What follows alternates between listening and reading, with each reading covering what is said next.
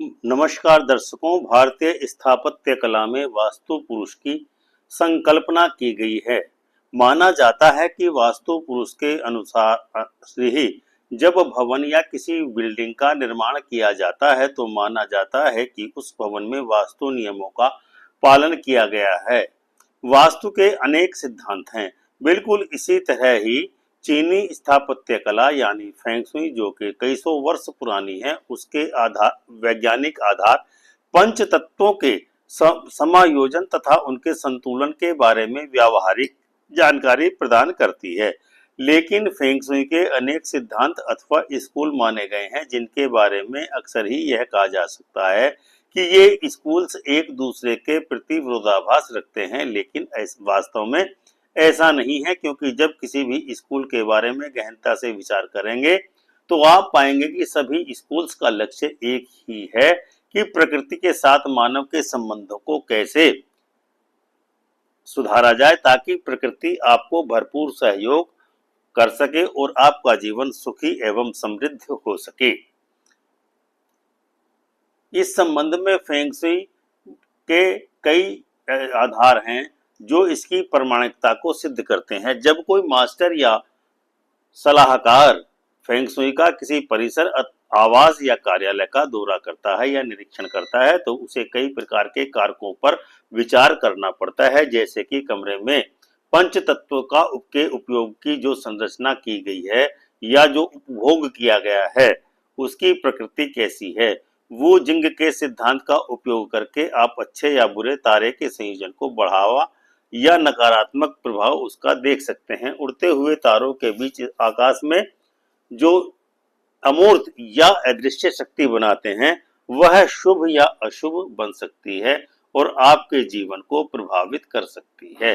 एक और बुरी स्थिति दक्षिण में कमरों को लाल रंग से रंगना होगा, क्योंकि बिना दुष्ट तारा या 5 या बीमारी तारा 2 के नकारात्मक प्रभाव को जाने हुए आप दक्षिण के कमरों को लाल रंग से नहीं रंगना चाहिए।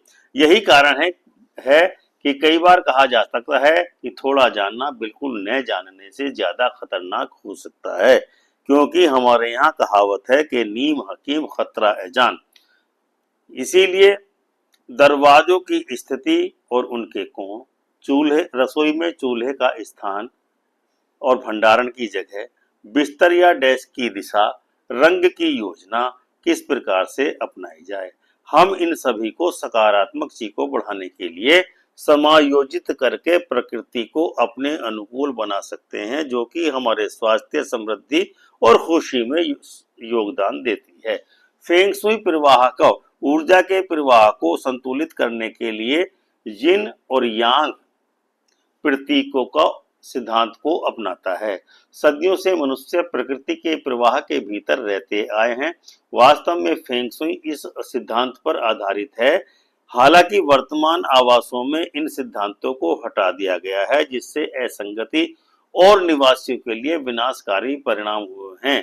इन समस्त पहलुओं को समझ करके और एक व्यक्ति के लाभकारी चक्र को स्थिति में प्रकृति के सिद्धांतों को टैपिंग या ट्यूनिंग करके एक व्यक्ति अपने पर्यावरण के अनुरूप होने में सक्षम हो सकता है, न कि इन सिद्धांतों के विपरीत जाकर के। फेंग शुई मूल रूप से कान यू के रूप में जाना जाता है।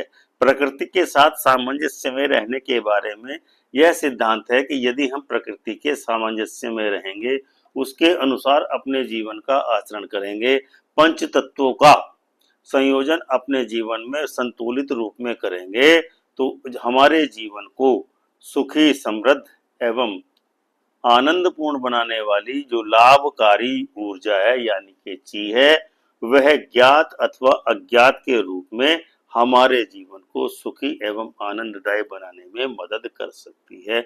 यही आज के अंक का हमारा मूल मंतव्य है। तो दर्शकों, यह थी हमारी जानकारी कि आप अपने भवन या निवास में फेंग शुई के सिद्धांतों को अपना करके घर के अंदर बहने वाली उचित ऊर्जा यानी कि लाभकारी ऊर्जाओं में कैसे परिवर्तित करके उसको अपने अनुसार ढाल सकते हैं ताकि आपका जीवन सुखी हो सके। उम्मीद है आपको हमारा आज का यह वीडियो अवश्य ही पसंद आया होगा और आप हमारे इस वीडियो को लाइक एवं शेयर अवश्य ही करेंगे। चैनल को सब्सक्राइब करके बेल आइकन का बटन दबाकर ऑल का ऑप्शन अवश्य ही चुनें। जय सिया राम।